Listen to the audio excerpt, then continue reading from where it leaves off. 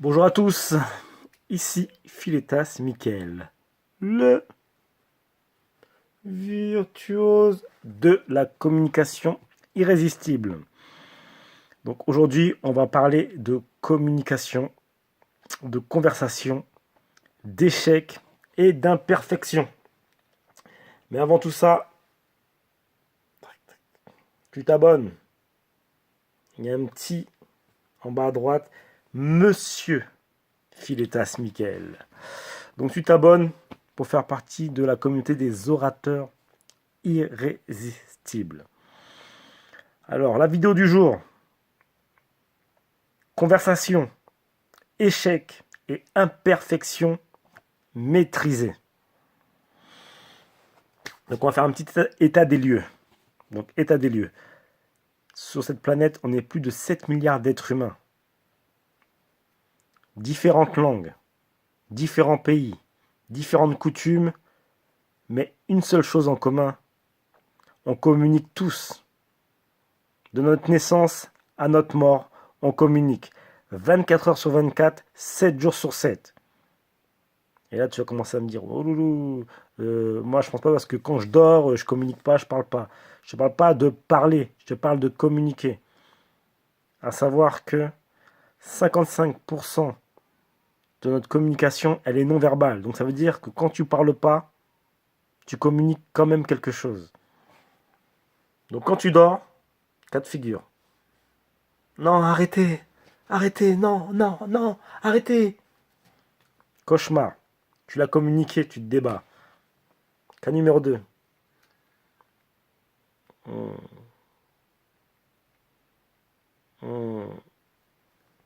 Tu souris pendant ton sommeil, ça veut dire que tu fais un bon rêve. Tu communiques aussi. Donc, le seul point commun que tous les êtres ont est l'outil social par excellence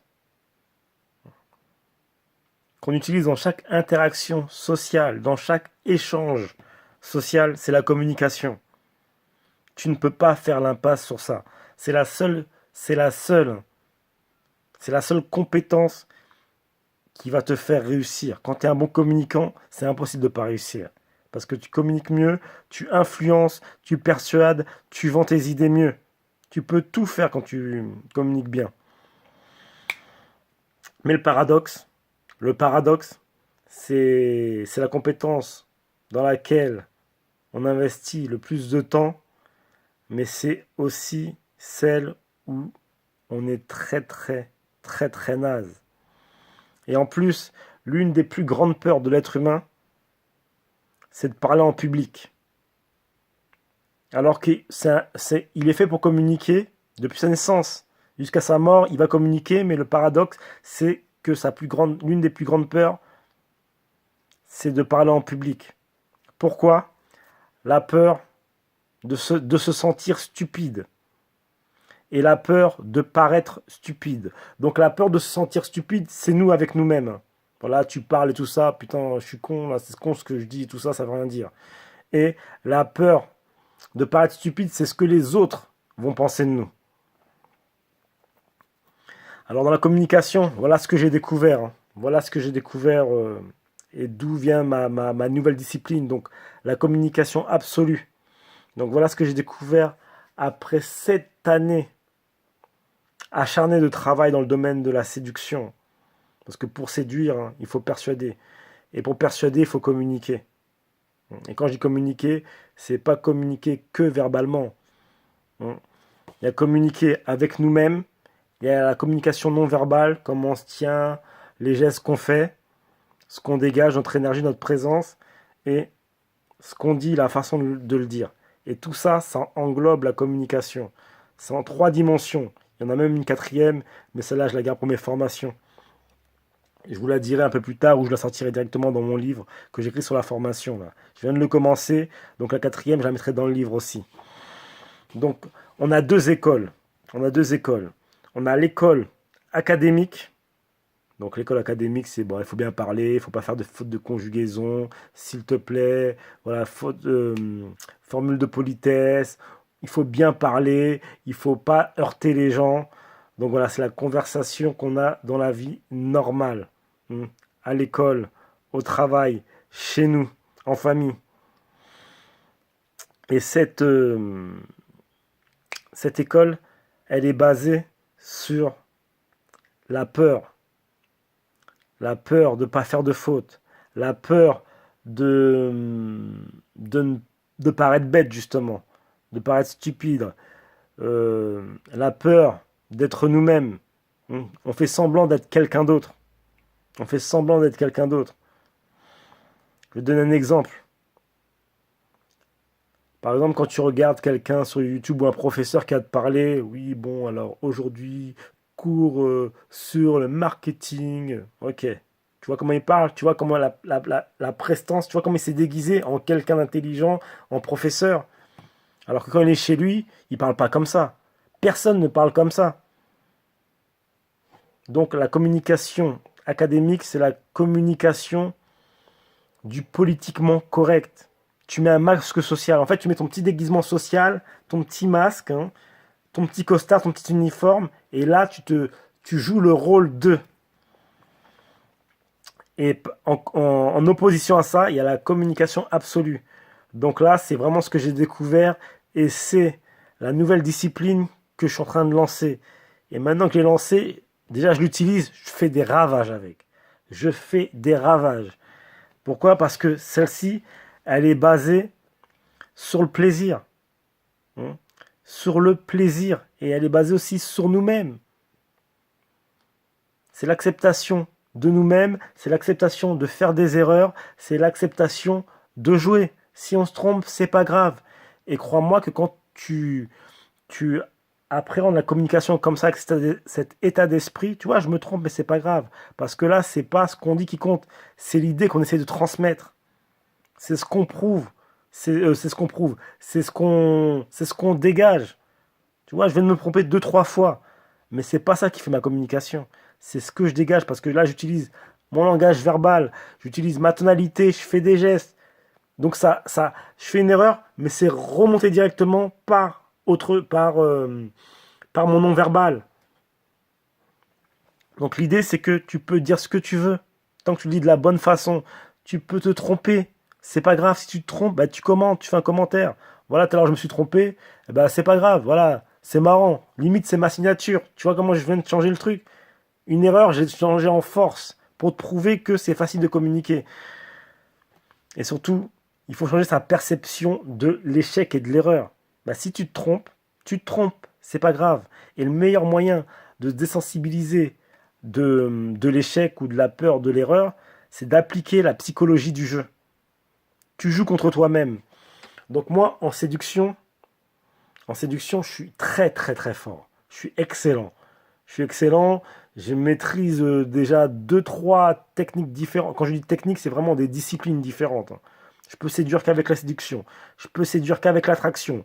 Je mixe les deux pour faire de la séduction absolue. Je peux séduire en étant que politiquement incorrect et en faisant toutes les fautes sociales et inimaginables.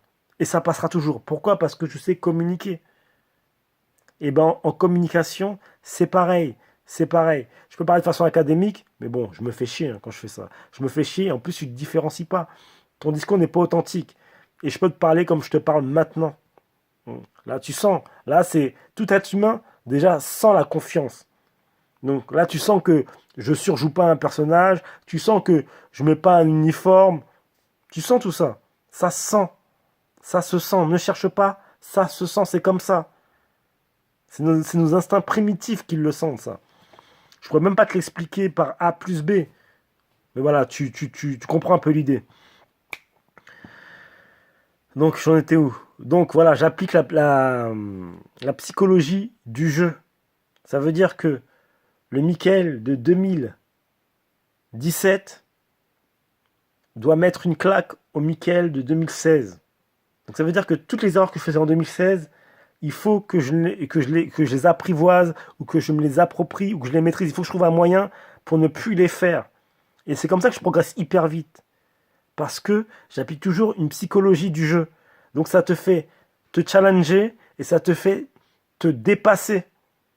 Et là, tu verras que quand tu es dans ce mode-là, on s'en fout de la petite erreur de voilà, tu comprends, les petits tics verbaux. On s'en fout de ça. On s'en fout.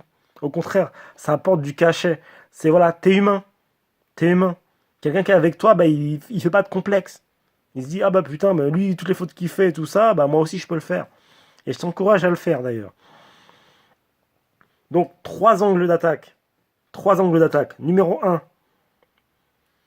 en communication absolue, on vous demande juste d'être vous et vous seul, avec vos forces et vos faiblesses. C'est beaucoup plus facile d'être la personne que tu as été depuis 10 ans, 15 ans, 20 ans, 40 ans, avec tes forces et tes faiblesses, parce que ça ne demande aucune... Tu es en mode automatique, ça ne te demande aucune réflexion.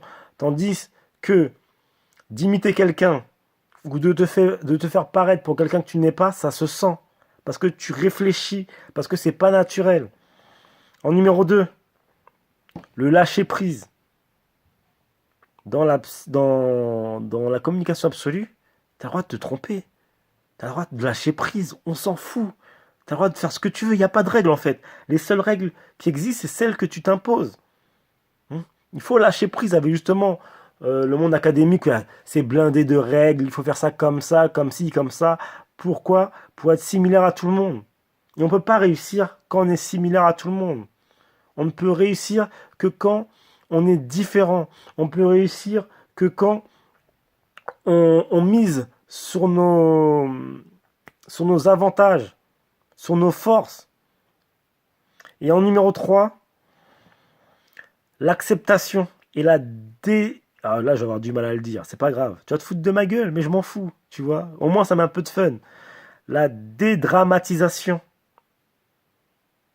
Et aussi la gestion mentale. Là, voilà, tu as le droit de te tromper. Il faut même accepter l'échec, parce que l'échec, ça fait partie du succès. Tu ne peux pas réussir sans échec. Pourquoi? Parce que tu ne peux pas te corriger. Tu ne peux pas apprendre de tes erreurs. Après, il faut dédramatiser. Comme je t'ai dit, si tu te trompes, tu te trompes. La Terre va continuer de tourner encore et encore. Elle ne va pas t'attendre parce que tu t'es arrêté, parce que tu t'es trompé. Tu vois, là, je me retombe encore. Ce qui prouve que voilà, regarde, je me suis trompé. Ça tourne encore.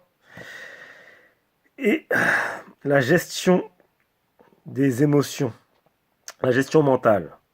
Donc voilà, et quand tu n'auras plus cette peur-là, tu pourras te lâcher, tu pourras être toi-même. Donc, la grande différence entre ces deux écoles, c'est l'alignement aussi, l'alignement du message.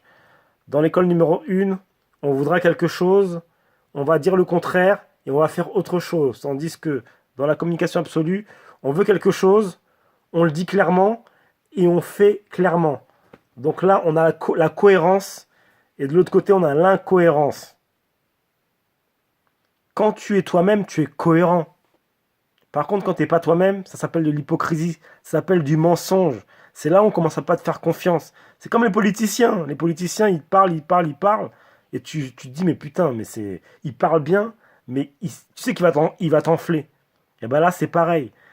La communication absolue, c'est basé sur la cohérence du message. La clé, c'est d'être toi. C'est d'être toi-même. Mais c'est d'être un toi amélioré. C'est d'être un toi 3.0. Pourquoi? Il faut que tu sois toi, mais en plus que tu sois compétent. Que tu aies une structure qui va t'éviter de faire des erreurs mortelles. Qui va améliorer ta prise de parole. Parfaite et imparfaite. Pourquoi? Pour améliorer ta confiance et ton assurance. Hop là. Numéro 2, numéro 3. Voilà. Tu vois, là, je me trompe, là, je cherche, mais c'est pas grave. Ça fait partie du truc. J'ai pas la science infuse, encore une fois. Focalise-toi sur l'idée que je te dirais. Justement, c'est sur ça qu'on y va. Belle transition. L'idée, c'est que n'importe qui, homme, femme, peut communiquer de façon intuitive et efficace s'il applique la psychologie du jeu dans sa communication. Pourquoi la psychologie du jeu? Pour te désensibiliser, pour dédramatiser l'échec. Donc là, c'est vraiment une clé que je te donne, une clé en or, hein, je te donne. Il n'y a qu'ici que tu vas entendre ça. Parce qu'il faut dédramatiser l'échec et pour prendre du plaisir en plus. Il faut que parler, ça devienne un plaisir. Il ne faut plus que tu aies la boule au ventre quand tu parles. Il ne faut plus que tu aies l'angoisse quand tu parles. Il ne faut plus que tu sois timide, parce qu'on te demande juste d'être toi. Il n'y a que toi qui pourra être toi, et personne ne pourra imiter en plus. Donc, c'était la première vidéo. C'est la partie 1. Parce que là, j'ai plus de temps. Donc là, je vais la faire en 2 parties. Donc, n'oublie pas, personne ne réussit jamais par hasard. Donc, action, action, action, action, action et éducation. Il faut que tu te trompes. Il faut que tu échoues. Pourquoi? Parce qu'il n'y a pas de réussite sans échec. Allez, on se retrouve dans la deuxième vidéo. Prends soin de toi. Sayonara.